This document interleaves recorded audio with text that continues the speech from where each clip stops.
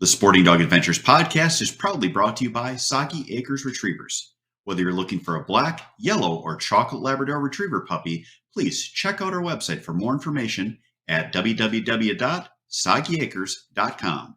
You can also email Jeff at sportingdogtv@gmail.com or call 262-215-9683. And remember, everyone deserves a soggy dog. Hey, welcome to the Hunting Guy Podcast. I'm your host, Jeff Fuller. I am here with a special guest that is going to talk to us about a product that I found really interesting. Introduce yourself. Hi, Jeff. I'm Corey from Steelhead Outdoors, and I'm here to talk to you about our custom line of gun safes that they're modular safes. So what that means is that it ships to you on a pallet with 5 boxes, and inside those 5 boxes are 6 panels, and you carry them in where you want to put it, 1 panel at a time, and you assemble it on site. So I looked at this, and this was really cool. I mean, I've never seen anything like this. To me, the traditional safes are always where it's the safe. You buy it, and you have to have a company ship it because they're so heavy and bring them in. It's basically the same exact product, except for you're doing the assembly in your house. Correct. Yep. And once you get it there, you can fit it down stairways. We're in my basement right now. My stairway is not super narrow, but we hauled it in and put it together in about an hour, and no one got hurt. There's no special equipment used. No ibuprofen necessary. How much does each panel weigh on that? So this safe behind me is our largest safe. It's a Nomad 38. The 38 just means it's 38 inches wide. Mm-hmm. A lot of companies will name their safes off the gun capacity, which we found is grossly inflated most of the time. Correct. Or by cubic feet, but like the average consumer, cubic feet doesn't mean anything, and it can come in usable space or non. So we just went by the width to differentiate between our 3 sizes. And this one weighs 600 pounds all put together. The door is the heaviest part on the whole thing, and it weighs 165 pounds, 170 pounds in that range. So it's still, I mean, like OSHA says on the job site, you can lift 80 pounds, one person. So it's right there to be OSHA approved to carry with 2 people. So It's OSHA-ish. Yeah, sorry, I should say that. I don't want to get in trouble for saying that. Yeah, OSHA-ish. No, that's neat. Yeah, it's when they always have the amount of guns that you can put in a safe. It's kind of like, yeah, if your gun's a broomstick. I mean, it's right. You try to stick guns in, and I have found with safes, it's pretty tough. Shotguns are okay, but when you start throwing scopes on them and it's a bolt action, it's really tough not to go every other on them. Yeah. Well, this one, like our most popular configuration, this is our largest safe, and our most popular configuration we call 20 gun. Mm-hmm. And we say that means you can actually fit 20 guns in it. When I had this full of all guns with scopes, I mean, I had to take 1 bolt handle out of one of the guns to get it in there. I actually have the different configuration in it right now. I only have 11 guns in it, but yeah, we've had plenty of pictures taken with all 20 slots filled up. Now, do you have shelves as well so that you can put valuables and stuff in there and have it set up? Because I know that is a great sales pitch to your wife when you want to talk to about how important it is for your family heirlooms and her jewelry and different things when you really just want a gun safe. 100%. So this one right now, our most popular option comes with 2 shelves above, but we sell a ton of them too, where they put a gun rack on one side and then just 4 shelves on the other. So we end up, this would be a 10 gun safe like that, but you'd have 4 shelves that you'd be able to fit a bunch of stuff cut in half. So as the UPS guy comes, so the dogs are just going ape on me here. Well, I'm sure all your listeners are used to that. Well, I never hide the fact that I have dogs in the house. They're actually on the wall behind us. So what else do you have that's different, I guess, per se, about your product compared to the mainstream products out there? So the number one thing would be the modularity, right? And that's what we thought would be our major claim to fame. But there's a lot of unique features about how our safe's built, even if you take that out of it. So like the first one is the interior is all metal, right? There's no carpet in our safe because carpet's put on with nasty glues. Carpet has a bunch of flammable components to it that not only do they burn, they melt into a puddle on the bottom and they keep burning.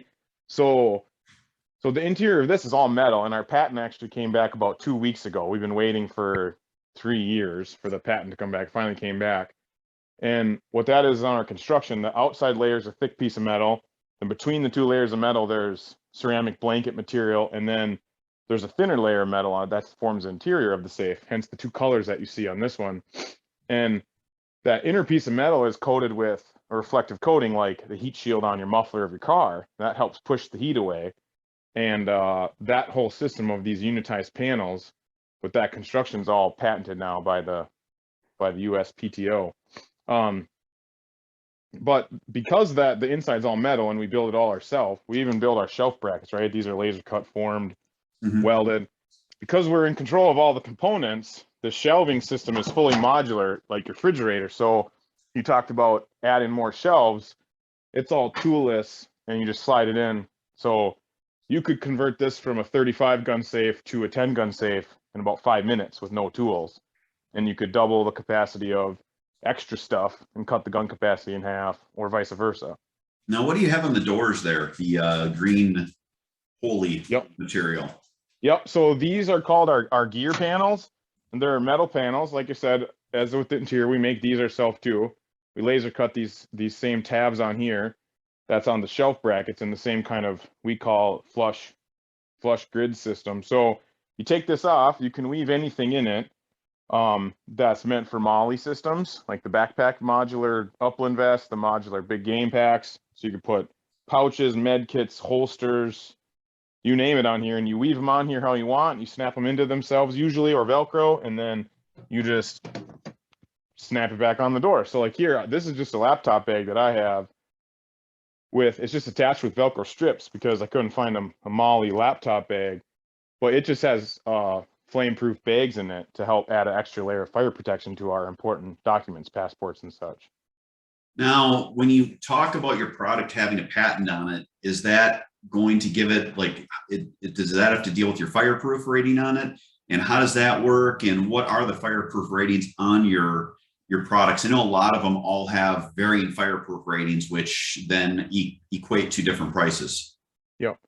So yes, our patent is essentially on like the construction system of the 2 layers of metal separated with the insulation and the inner layer. And our inner layer is unique in that it's ceramic blanket. There's several other companies that build safes like that, but 90+% of the safes on the market have drywall inside of them, like the same thing that's on the walls of your house. When they make drywall, they pour it in a big sheet. It's kind of made similar to the way cement is, but with different things. It's like a liquid they pour out and then it solidifies.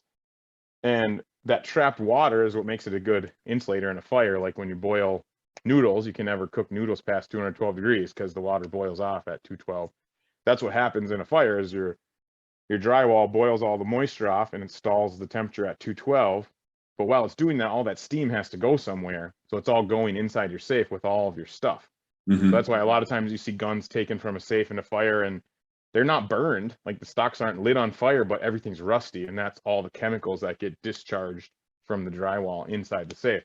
So our system is a ceramic blanket material that's rated at 2,300 degrees. So after we do our fire test, we pull it out, it looks like brand new still. It's still bright white. You roll it out, you could reuse it. What that is, that's a true insulator. It's not like a sacrificial water holder, for lack of a more scientific term. So because of that, this is completely dry in here. So this hydrometer says the peak humidity inside the safe in the last 24 hours is 48%, and the low is 46. I have another one mounted outside the safe, and it says the peak inside the safe, outside the safe, the last 24 hours was 48. The low in the last 24 hours was 46. So they read the exact same thing. So this safe does not put its own humidity onto your contents. It doesn't do it every day, and it won't do it in a fire. So if your guns are good laying on your floor, laying in your closet, in your space, they're going to be fine in the safe. It's not going to require dehumidification. So you're telling me that they're saving my guns with these safes that aren't yours, and basically the guns are rusty heaps when you get them anyway. It's very possible, yep. And it can, like some of the best safe manufacturers in their documentation will say you should open this every couple of days to let it air out, because otherwise moisture buildup can occur. And that's very true. The idea of having like a poured substrate as fire protection is not new. It's a great idea. The bank safes are built that way, but they build them backwards, where they weld up the airtight inner layer, they weld up the outer layer, and then they actually pour the cement in after the safe's done through a hole in the top. And then when that water boils out, it boils out the top of the safe. So no moisture ever goes in the safe. So that's the best way to build a safe, but that comes with other drawbacks like weight, portability, So if you have space in your house that you can put a multiple 1,000-pound concrete filled safe, that's the best fire protection that is possible without the drawbacks of a drywall safe. So what kind of ratings do you have then on your safes? Do you have different ratings? Are they all made the same, or they have the same rating? Yeah, so we have essentially one safe, 3 sizes, and they all have the same rating. So we independently test them at a lab in Minnesota here in a 1,200-degree oven, and had 5 sensors in each safe, and they all stayed below 350 degrees for right at 30 minutes. So if we were to fill this with drywall in that same gap, we have 1 inch of ceramic blanket, so 2 sheets of drywall would fit in there. It would, according to the other manufacturers, it would likely be a 45-minute or 60-minute safe, but it comes with the other drawbacks that we felt was just too big of a drawback for a consumer to deal with every day. So they actually stick a safe in an oven, huh? I always wondered, kind of like, you get these crash test ratings and fire ratings and all these other things. It's kind of crazy. Yeah, and they just stick them in a big oven. But the unique part about those tests is there's no central agency that does them. So all the manufacturers do their own testing. So some of them are really super honest and open, and some of them aren't so much. Particularly, we found the imported safe guys, they always tend to like mask some things. Yeah, you get like dog crates. That's the huge thing, is these huge, very expensive dog crates. And it's always, oh, it's crash test rated. And I'm always like, where the hell are they crash testing it? And whose dog is going to be in it? It's one of those things where it's BS, but people read it on the internet, so it must be true. And one of the tenets we founded our business on was that we just wanted to solve problems for people, and we wanted to be honest with our customers and treat them like we want to be treated. All right. So part of fireproof is also having it put together. So I'm assuming you must have these machined pretty good, so that everything is tight at the joints. And how, if I buy a safe, it comes on a pallet, walk me through what it's like to put it together. Yep. So every single joint has 2 lapping surfaces. So perfection is never 100%, but you have 2. So on every bolted joint, in order for it to be protected and only accessible from the inside, you have a double, like almost like a tongue and groove type arrangement. So the flange you're bolting on is not the outer flange. So all these bolts are only accessible from the inside. And what that does, that gives you 2 surfaces that are touching to help seal out air and heat and whatnot. But so this whole safe can be put together with 2 people. We say 2 people, 2 hours, and 2 wrenches that are in the box with it. We do these a lot for trade shows and for customers.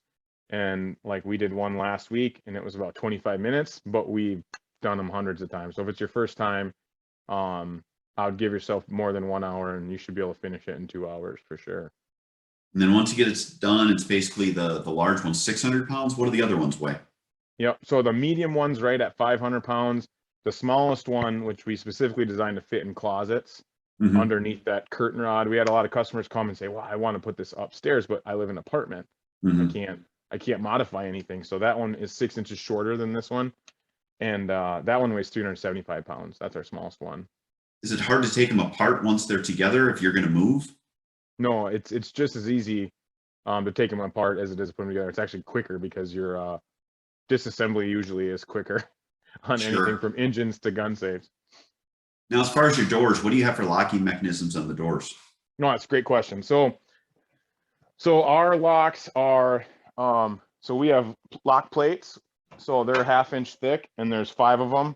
And they interlock behind a 1/2 inch reinforced door jamb. A lot of the safes will have just a folded piece of metal here instead of a full thickness piece. The unique part about our safes is on the back, if you open this all the way, we have a continuous channel dead bar, they call it. And you'll hear a common theme of stuff we talk about. We didn't invent that. That's used in jewelry safes, cash safes, wall safes, high security TL safes. And they realize that it's cheaper to weld, not cheaper actually, simpler and stronger to weld one piece of metal back here that goes behind the door than it is to try to rely on a moving mechanism again, a whole nother set of moving parts that could fail. So what that does is, as this door shuts, that channel shuts behind this 1/2 inch door jamb in such a way that it's now sticking over here. So the only way to get the door off is to get it open at least this far and slide it this way 1.5 inches. And that's why so many people will panic at shows, and they'll say, well, the hinges, they're bolted on from the outside. Why couldn't someone just come along and unbolt the hinges? And one of the guys that goes to shows with us, he always says, well, if they did that, they could definitely steal your hinges, but it wouldn't help them get in the safe, because the security is not provided by the hinges, it's provided by that continuous dead bar on the back side.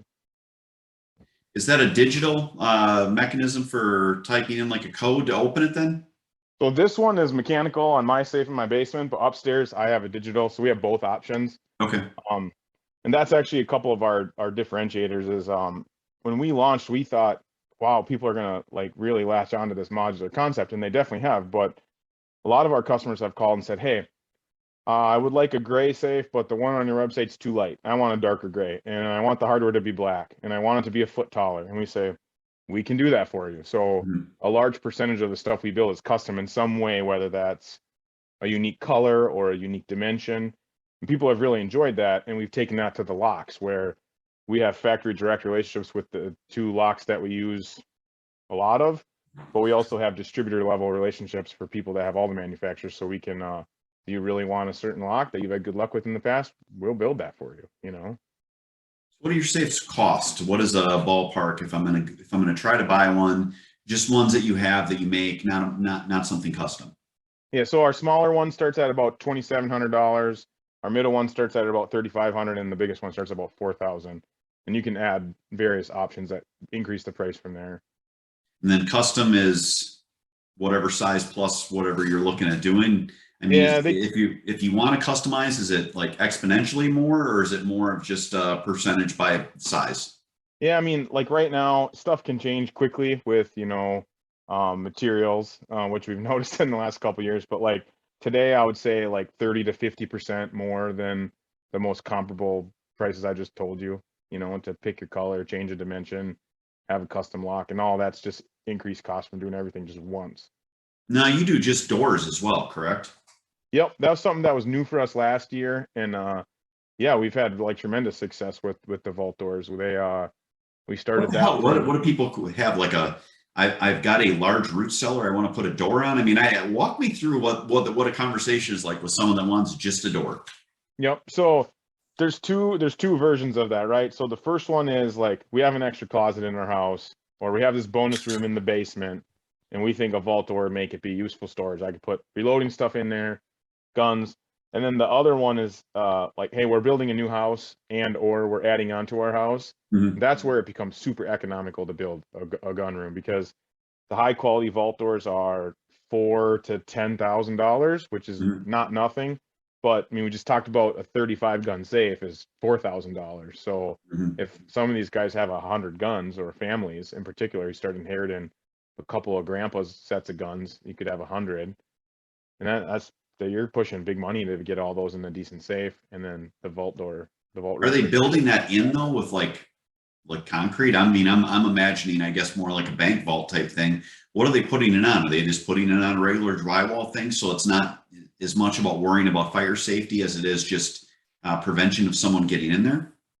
Yeah, for sure the recommended version is cement walls, and you can go as simple as regular block walls that have rebar in the cavities along with poured cement in the cavities, or you can do a poured wall. We're doing one next month that's a really nice looking flat poured wall that's going to be easy going because of that. Yeah, that's it. So then on something like that, you would actually come and you would install the door on that type of a situation. I can't imagine someone would have the mechanics of getting a door to set properly if you're building yourself I guess a home safe. Right. We've done some local installs mostly as like fact finding missions, so we can make sure we're giving people all the proper tips and tricks on the instruction manual, things like that. But we have had tremendous luck working with general contractors. I mean, at what we learned is if someone's really skilled enough to put in like a high-end oak door, get it to swing and shut nicely, it's the same skill set you need to install this door, just a little heavier duty.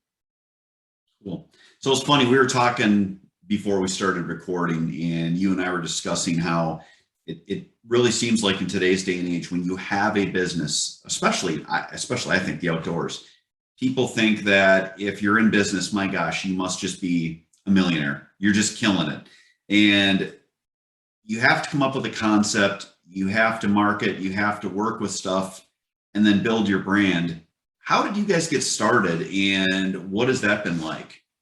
Yeah. So It was actually just kind of dumb luck. My business partner and I were both in that stage in our life at the same time where, you know, I got some of my grandpa's guns. I had some guns of my own. They were just kind of propped up in our spare bedroom closet. And, you know, your relatives start to have kids. You start talking about kids. Pretty soon, family conversations go, those don't seem secure enough in the spare bedroom there that we want your sister and her kid to sleep in when they come stay with us. So we should probably get a safe. So we were both actually just gun safe shopping because we were like, well, we need to get a safe. Mm-hmm. And what we found at the big box stores in particular is all the safes that we thought we could move seemed like they were relatively like lightweight and maybe lower quality. And then all the safes that like, wow, this is a really nice safe. How the heck do we get this in my upstairs where I need to put it in that same spare bedroom I just told you about, upstairs, round a corner? And we're like, wow. So we start researching, and turns out a couple of people had made these modular safes before. There's some imported versions, and then there's some simpler American versions with like limited features Mm-hmm. for customizability. And you know, we came from like custom car guys. We did a lot of automotive aftermarket work in the early part of our careers, and we thought, well, we should build one that we would want to buy. We should build one that has customizability, that's fire insulated, and that's what made in America, you know, from raw sheets of steel all the way to the end of the safe. And so it started as like that kind of idea, and we built a couple. We sold our first couple. We put them in our houses. We started getting the word out there, and people are like, you know, you should really make a real business out of this. So here we are 3 years later. So are you guys in any big box stores, or are you basically all doing e-commerce online, doing shows? What's been your avenue to growth for your company? Yeah, it's been entirely online and at shows. And usually the shows are not even like, hey, do you want to buy a safe? It's more like, you should just check this out and get a feel for it. And most of those customers will end up calling a few weeks or a few months later. And the number one takeaway for us is that a lot of our customers that are buying safes from us today, we talk to almost every one of them still, and we say, how'd you hear about us? And they say, well, I heard about you a year ago or 2 years ago. Mm-hmm. So a lot of people, you sell them on the concept right away, but I mean, the gun safe is it's a big investment, time wise, logistics, and cost wise. You got to pick where you're going to put it. You got to figure out how you're going to get the resources to get it from the store here. And that's what we try to take down some of those barriers. Like, if you just convince your buddy to come over for 2 hours, you guys can put this where you want it, and no one's going to end up in the ER at the end of the day. Yeah, no, that's a great concept. Yeah, I always told people in the dog world, you always have the, oh, you're so lucky that you're busy. And I'm like, do trade shows. No one else is at a trade show. We actually stopped doing them now because we just got to the point where we're like, we can put money into social media, into our podcasts.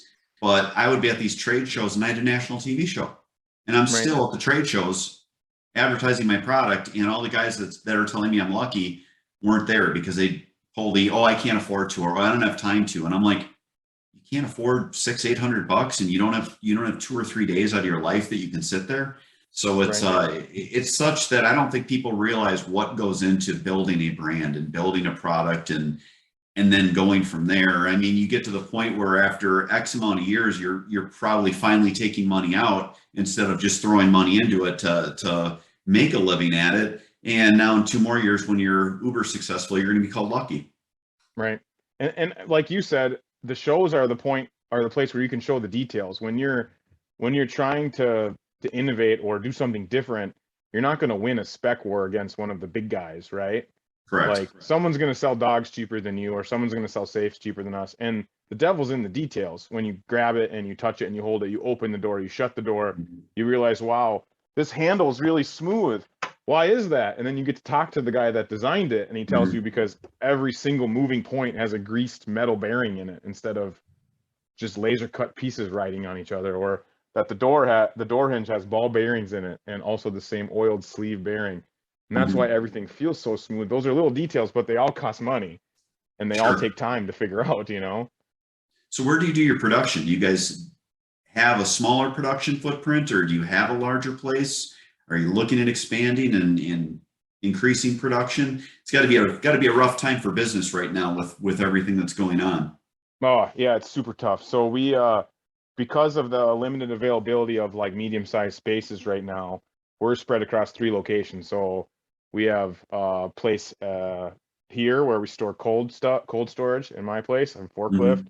My business partner's facility, we do finished manufacturing there. And then in Shakopee, we have a key partner that does our laser cutting for us and powder coating, because a laser cutter is $1 million and a powder coat system's like 250. So because of those high barriers to entry, we're still working with partners on some of those things, but we're doing all of our own welding and assembly and finishing and engineering, and we're doing all that, in Shakopee and Prairie Lake. That's fascinating. How many safe do you guys sell in a year? It's not really consistent because we've been growing so rapidly, but I mean, like, we're probably coming towards our 200th safe, and we've been in business for 3 years. That's fantastic. Yeah. So what is the end game? Do you guys want to get into big box stores? I know there's a lot of people that don't want to. They look at it and go, no, we'd rather work with our clients outside of that realm. Well, this year we've been exploring some, like, we'll call them boutique dealers, like guys that specialize in safes, and they get a lot of customers that ask them for a product like this. Because what we found is, nothing against the big box stores whatsoever, but they're not safe experts usually. They're probably experts in fly fishing gear or hunting equipment or muzzle loaders. And the safes are just kind of there taking up space, and customers are banging them into each other. And we've really had a good time so far getting to know our customers. We have customers that have sent us Christmas cards, that are sending us messages on social media about, hey, this looks like something you guys built, even though it's not a gun safe. So we've really enjoyed that so far. So I guess we would never say never, but, like, it's not in the plan for 2023. We want to keep growing our family and our customer base and getting to know them along the way. I think the big box stores, from all the companies I dealt with, are experts in beating you up on your price. You make very little too. So that's part of the problem. Well, that's one thing too. I mean, we're selling factory direct, so there's no middleman markup on our stuff. And the quality you're getting right from the manufacturers. And since our insulation system we talked about is lightweight, like, when you're getting a 600-pound safe, you're getting nearly 600 pounds of steel. You're not getting 300 pounds of steel and 300 pounds of drywall. So you're getting good value for your money, and you're going to talk directly to the guys that are designing it and building it, and get to help grow a small business. Now, when you talk about your 600-pound safe, how do you ship it? Do you guys have safes all over the country, or are you more a regional, or what is the process there? If I'm in, let's say, Nevada, and I'm watching this show, and you go, well, that's really cool, I want one of those. Yeah, we've shipped to almost every state so far. I think it's like around 40. I run that every couple months. I update that, and at the end of last year it was 35 states. Yeah, we ship via the normal LTL carriers. So, like, if you wanted to buy a safe today, you'd have a couple shipping options. Some of our customers say, look, I work at a company that has a really large shipping account. Can I set up my own shipping? We go, sure. Well, why not? It doesn't make any difference to us. And then some of our customers want curbside garage delivery. We can do that. And then a lot of our customers go, look, I have a pickup truck. I'm an outdoorsman. I like save $150 and go pick it up at the shipping terminal. And we do that. I work with customers, and I go through our third-party logistics carrier, and I look at who has a good rate that has a terminal close to your house. And we try to see if we can find something that's less than a half an hour drive for you. And you go back up to the terminal, and they set the pallet back with the forklift, and you go home. And what's turnaround time on ordering something and having it basically shipped to my house? If I'm still in Nevada and I'm like, this is what I want the exact safe behind you, color and everything. Do you guys have them in stock, or is there a turnaround time when you're putting them together? Yep. So because our safes are so customizable, we picked our most common configuration is like brown and white. So we keep those in semi-finished condition. Like, they need to get a lock put in them, and then tiers set up the way you want, and we ship them. We usually ship those in 1 to 2 weeks. Okay. We have any of the other colors is usually around 4 weeks, sometimes quicker. We shipped one out today, called the customer to let him know it's ready. He goes, wow, I wasn't expecting that for like another month. I was like, well, the stars aligned with batches of colors and holes in our assembly schedule, so we got it done. So you're living in the time when 6 months is like what the norm is now in most things, right. It seems like. Yeah, I mean, I would say we're doing most projects in 1 to 5 weeks, and some of our custom vault doors are eight weeks. But sure. All right, cool. Well, Corey, would you stick around? We want to talk to you in the next part of the show where I want to talk to you about what you guys have going on that's specific to this year, like a product launch or something that you have that is like the big push that you're going to be doing. Can you stay around for that? Absolutely. And then in the end of the show, Corey's going to join us again, and he's going to talk to us about a fun time he had in the outdoors. I don't ever ask people about this, so it's always a surprise. Corey, I did have one guy that told me about a hunt he went on in Africa with a vet where basically you dart the Cape buffalo and then you go recover it and take all the, no, it was a rhino, take all the measurements and then revive them and let them go. So that was interesting. And then I even in a basically probably a sarcastic way said, I'm sure you can get a good mount of that done, and they actually measure them and you can get a mount done too. So that would have something interesting on that to surprise us. I can't top that. I can't top that. We will have a good talk with Corey about their product launch that they have for this year coming up after this.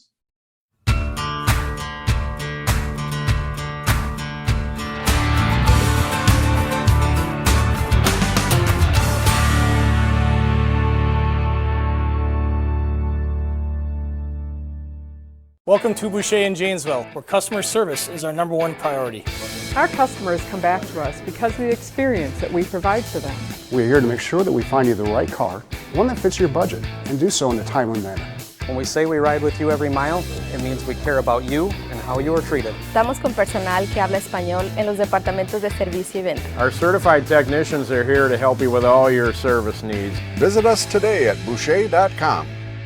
At Boucher, we ride with you every mile. Dog kennels can be beautiful. That's the basis on which we built DCT Kennels. We give you the opportunity to have a beautiful kennel that blends seamlessly with your home decor while providing a safe and comfortable respite for your dog. Visit dctkennels.com to see all of our custom selections and start building your dream custom doggy credenza.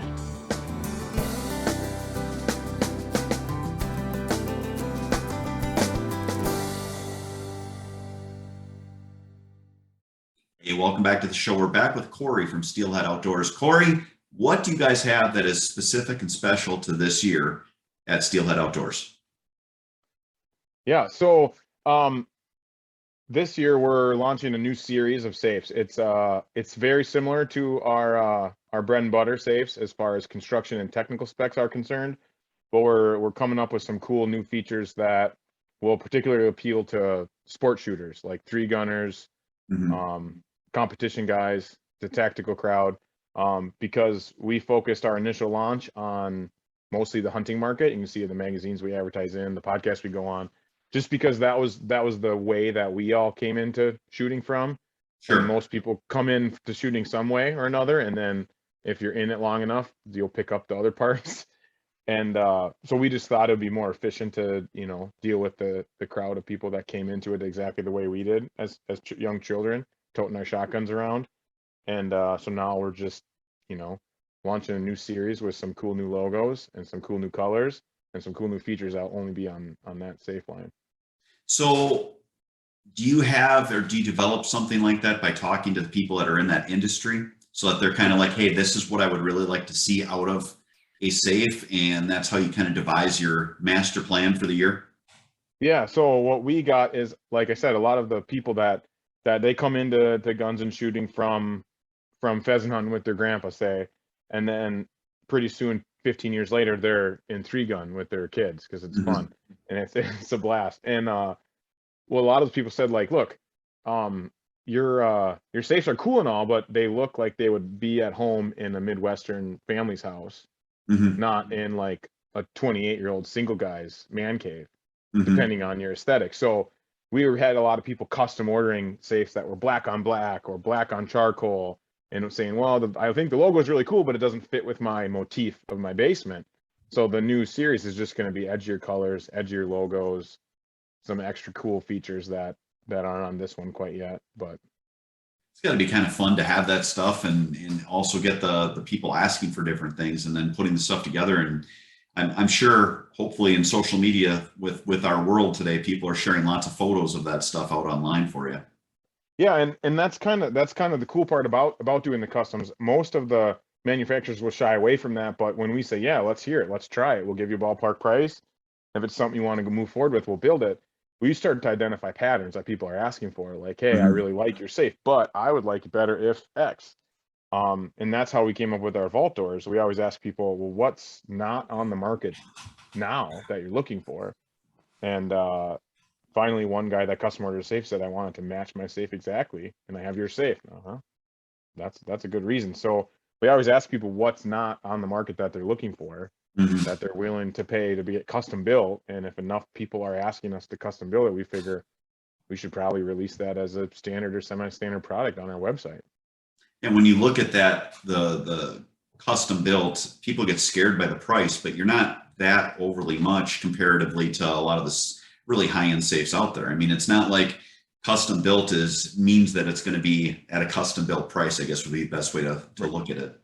Right. And we're that comes from my business partner and I. We have over a decade of experience in the short run manufacturing space. And that's where we're able to leverage those kind of like efficiency gains, where like we're able to commonize steps along the way, where if we can set this process up this specific way, it's identical whether the panel is 5 feet tall or 6 feet tall. So we're able to run parts together even if they're not the same part, label that part number right at the laser, so as it goes through the process it can be segregated from the stock parts, but you can loop in some of the custom parts in the batches of the stock parts, things like that, just to try to save some cost, that then we can pass that savings on to the customers.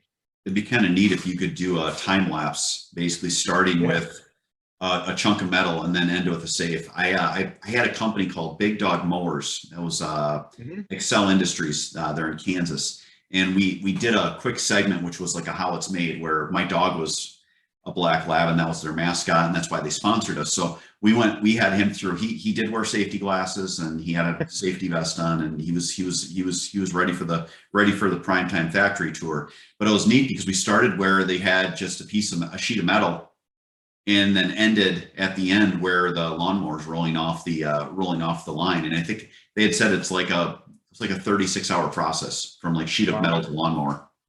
Yeah, I mean that's great. That seems pretty short to me, from metal to lawnmower. It was a big place. It was a huge place, but yeah, it was pretty neat. Obviously, they're not die casting their motors. It was just putting the motors on, but it was neat seeing all that stuff. And I mean, it's something where if you haven't seen that, it's a really cool process. Yeah. And the other thing we're focused on is just like unique finishes on the custom side. So we're building a big batch of these right now. We call it Rocky Mountain Rust, where it's a finish where we're actually taking a raw steel safe, we're applying chemicals to it to force rust, and then we're clear coating clear powder over top of that rust. And we did a couple of these as customs last year. We started getting them out there on social media, and they've had tremendous response. It looks super cool. Like the one we did this week, someone made a comment like it almost looks like really high-end burl wood because it has so much organic color differentiations in it that it's unlike anything you can replicate with paint. Some people dig it, and some people are like, man, I just spent my childhood trying to get away from rusty cars. I don't want a rusty safe.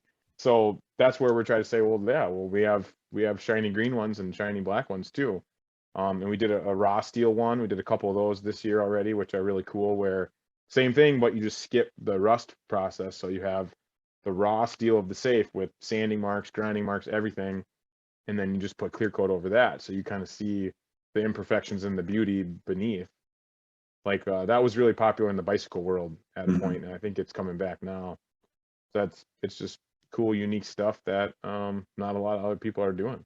That is neat. So if people wanted to see the different products that you have, where would they go for social? Where would they go for your website? So we try to update our website as often as we can, but it's never as fast as just Instagram. Sure. We're building a safe, and we can go, this is what's in the shop today. And it's on our Instagram story, so you can see it the day it's ready. So Instagram is where we're most active, but the website has a custom project gallery, and we're about 3 weeks into a 2 to 3 month website project. So we're gonna have a totally new website shortly here that should have a more intuitive gallery section. What is your Instagram? It's just Steelhead Outdoors, all one word. Okay, and your website? Steelheadoutdoors.com. Okay, cool. All right, well, next up, we're going to have Corey back on the show after a break, and he is going to give us a time that is memorable to him in the outdoors. Still no clue what it's going to be, but we'll have that and more coming up after this.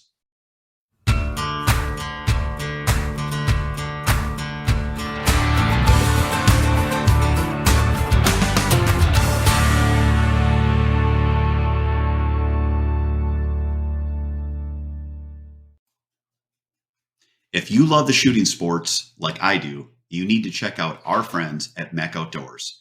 They have fantastic products, whether you're looking at shot shell or metallic reloading, or you want to get yourself a clay thrower so you can practice up for the season. For more information, check out their website at mechoutdoors.com. Hey, welcome back to the show. We're back with Corey.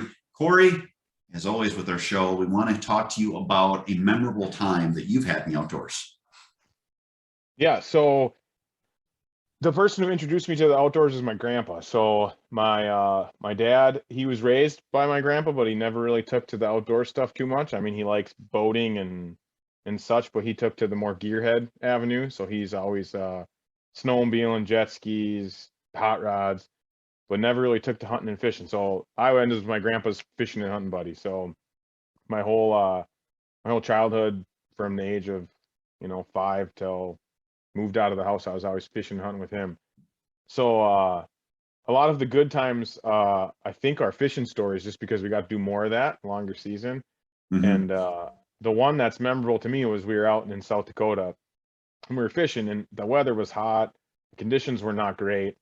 We had our old 14-foot Lund with a 25-horse Yamaha on the back, and we were chasing all the little lakes out there by Wabe trying to find fish, and we were just having the damnedest luck trying to get on fish. And we went to this little lake someone told us about, we never heard of it, and we caught the most panfish that we'd ever caught in our life. Like as soon as you could get your hook back down, you'd have another perch or another bluegill on. And it had really weird slot limits, where on those lakes, they're essentially like flooded private property that I think they become public water at some point. But one of the perks, like, hey, Jeff, your field's flooded, why don't you help us set the slot limit for the lake? That's the consolation we'll get to you losing all of your farm field. And this one, they called it a trophy panfish lake, because it had like a really narrow slot of fish you could keep, and we were catching all fish outside the slot. And we were tied up to a tree looking at the guy's machinery shed that was like 50 yards away from us, that was also flooded. And we didn't realize how the conditions were such that we were catching fish like crazy that day. So we wrote down where we were and everything, and then next day we figured we'd go somewhere else. Again, we're having bad luck. So then next day, so let's go back to the trophy panfish lake. We couldn't catch a fish to save our lives. And then so we would always go back there every year. We were out there, we'd stop at the trophy panfish lake and see if we could catch a fish. And we just never had luck there again like that day. So just a good day. And that day is particularly memorable because I didn't get a ton of years left with my grandpa after that. Fishing was one of the things he did longer than hunting when he started to lose his health. So I always remember the good days fishing with him. And that was a particularly good one that we were never able to replicate. Yeah, it's always good to have those memories. We've got trophy panfish in my yard here, and I'm too busy ever to fish. And we've got those warmouth sunfish looking things that just get huge. They're literally, as far as your hand goes, they go past your wrist to like, an inch past your wrist. And what I told my kids this year on Father's Day, I want to take my two boys and we're going to catch 10 or 12 of them, put them on a stringer, and then I want to take a picture with them. And then I want to take those fish, take them off the stringer, and put the fish in the stringer in the freezer and actually get them mounted. So that, I mean, at some point, I'm going to sell this property that I'm on, and I still want to be able to remember how big those darn fish were, so that I can put it up at my other property and have that up with our deer mounts and everything, and have our fish thing, and then have a picture of it right above. But yeah, it doesn't matter what you do in the outdoors. There's so many times you have great memories. And this was, I mean, a lot of the stuff, my gosh, you think of, everyone's spoiled now with their cell phones where they can take pictures of everything. If you didn't have the old camera where you could ratchet, the next photo in, you just have that memory in your head. Yeah.